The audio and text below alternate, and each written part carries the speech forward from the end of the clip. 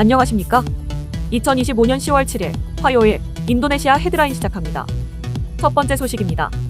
인도네시아의 국부펀드 다난타라가 오는 10월부터 운영 초기 3개월 동안 약 100억 달러를 투자할 계획입니다. 이 중 80%는 국내 프로젝트에, 나머지는 해외 투자에 배정될 예정입니다. 다난타라는 프라보워 수비안토 대통령이 지난 2월 출범시킨 국부펀드로 초기 자본금 200억 달러를 기반으로 20개의 전략 사업을 추진하고 있습니다.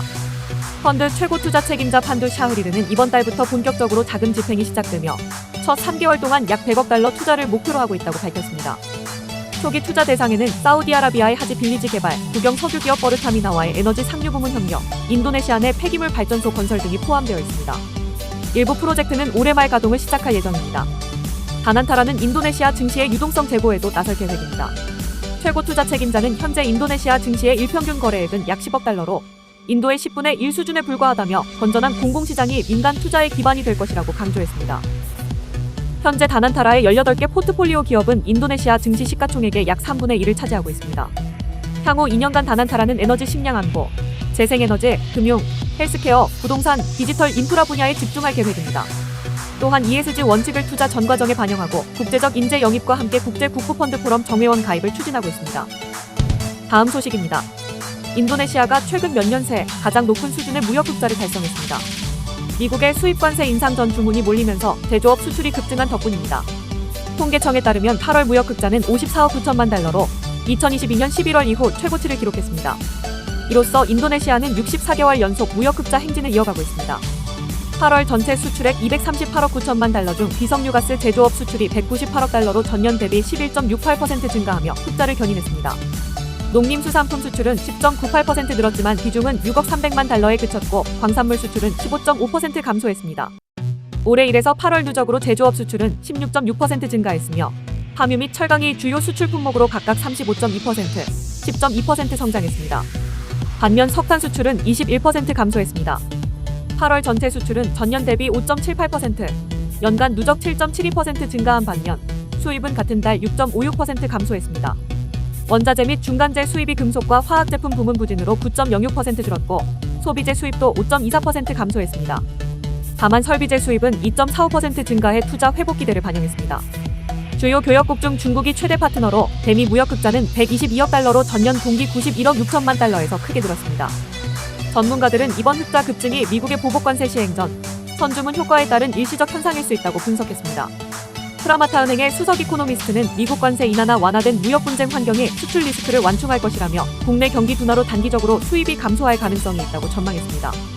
한편 인도네시아와 미국은 오는 10월 말까지 양자 무역협정 체결을 목표로 협의 중입니다. 다음 소식입니다. 인도네시아의 제조업 경기가 9월 들어 성장세가 둔화되었습니다. S&P 글로벌이 발표한 제조업 구매관리자 지수는 9월 50.4로 8월에 51.5에서 소폭 하락했습니다. 50을 웃돌며 확장 국면을 유지했지만 성장 속도는 둔화됐습니다. 4월에서 6월, 석 달 연속 위축세를 보였던 제조업 지수는 8월 이후 두 달째 확장세를 이어가고 있습니다. 보고서에 따르면 신규 주문은 두 달 연속 증가했으나 생산량은 여전히 약세를 보였습니다. 내수 수요가 주문 증가를 이끌었지만 수출은 해외 경기 부진으로 감소했습니다. S&P 글로벌의 이코노미스트는 고객의 구매력이 약화되면서 생산량이 다시 줄었지만 제조업 경기는 미약하나마 개선세를 유지했다고 평가했습니다. 이어 기업들이 향후 수요 확대와 원자재 가격 상승에 대비해 재고를 늘리고 있다고 덧붙였습니다.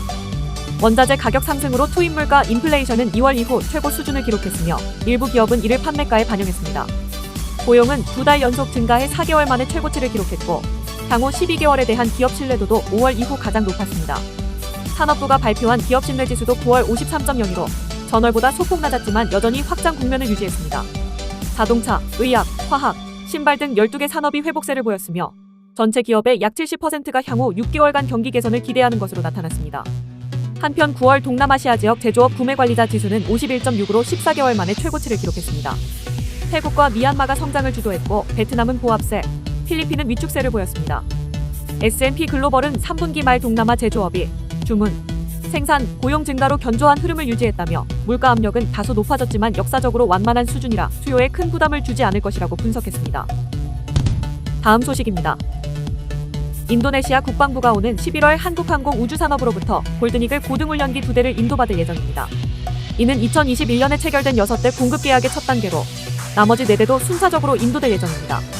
인도네시아 공군 정보국장 니오만 수하드냐나는 이번 인도는 2021년 계약 이행의 시작으로 전체 사업이 계획대로 진행 중이라고 밝혔습니다. 그는 이번 도입이 공군 현대화 프로그램의 일환이라고 강조했습니다. 인도네시아는 2014년 처음으로 고등운전기 16대를 도입해 한림 페르다나 쿠수마 기지에 배치했으며 이번 추가 도입은 작전 수요 증가에 대응하기 위한 조치입니다.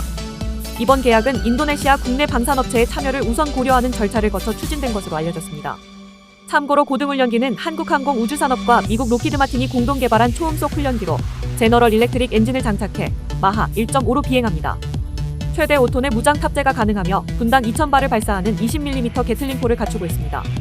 인도네시아 공군 관계자는 지난달 29일 부참모 차장이 사천 공장을 직접 방문해 생산 과정을 점검했다며 현재 기술진도 시운전 및 정비 지원을 위해 파견될 예정이라고 전했습니다.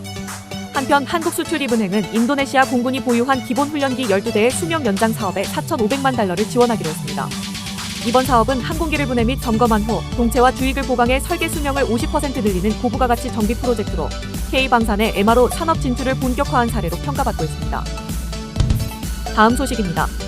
동부 자바주에서 발생한 이슬람 기숙학교 붕괴 사고의 잔해 속에 매몰된 59명의 생존 가능성이 사실상 사라졌습니다. 인도네시아 국가재난관리청은 열화상 드론 등 첨단 장비를 이용해 탐색한 결과 더 이상 생존자의 흔적은 발견되지 않았다고 밝혔습니다. 사고는 지난달 29일 발생했으며 구조대는 사흘째에 5명을 구조한 이후 추가 생존자를 찾지 못했습니다. 매몰자 대부분은 10대 학생으로 알려졌습니다. 현장에서는 실종자 가족들이 오열하며 절망적인 심정을 드러냈습니다. 매몰된 동생을 찾고 있는 한 형은 첫날부터 현장을 지켰지만 아직 희망을 버리지 않았다고 말했습니다. 또 다른 실종자 가족은 아이를 찾아 집으로 데려가 장례라도 치르고 싶다며 눈물을 보였습니다. 구조당국은 생존 가능성이 낮다고 판단되자 그동안 사용을 미뤄왔던 중장비 투입을 결정했습니다. 인적자원 문화조정부 프라티크노 장관은 유가족과의 협의를 거쳐 신중하게 철거 작업을 진행할 것이라고 전했습니다. 이번 붕괴 사고로 6명이 숨지고 100여 명이 부상했으며 부상자 중 20여 명은 현재 병원 치료를 받고 있습니다. 경찰은 기존 2층 건물 위에 무단으로 2개 층을 증축하면서 건물 하중을 견디지 못해 붕괴한 것으로 보인다고 밝혔습니다. 현장 조사 결과 건물은 정식 승인 없이 공사를 진행한 것으로 드러났습니다. 인도네시아에서는 느슨한 건축 규제와 예산 부족으로 인한 무단 증축 관행이 잦은 사고의 원인으로 지목되고 있습니다.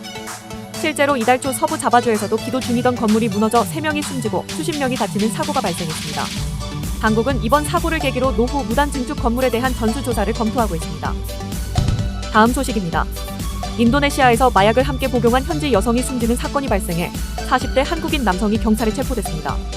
현재 언론에 따르면 경찰은 과실치사 혐의로 이 한국인 남성과 공범인 인도네시아인 남성을 구속했습니다.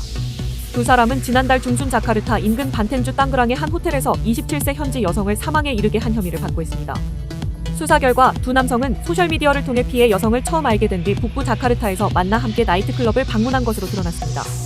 이들은 그곳에서 마약류인 엑스터시를 복용한 뒤 인근 호텔로 이동했습니다. 당시 호텔 CCTV에는 한국인 남성이 여성과 함께 엘리베이터에 탑승하는 장면이 포착됐습니다.